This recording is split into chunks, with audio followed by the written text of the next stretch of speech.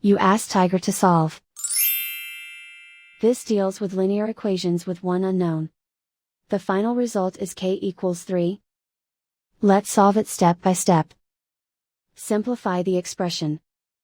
Multiply the fractions. Break up the fraction. Simplify the fraction.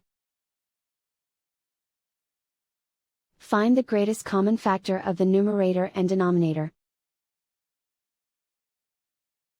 Factor out and cancel the greatest common factor. Expand the parentheses. Simplify the arithmetic. Group all k terms on the left side of the equation. Add 2k to both sides. Group like terms. Simplify the arithmetic. Group like terms. Simplify the arithmetic. Group all constants on the right side of the equation. Subtract 1 from both sides. Simplify the arithmetic.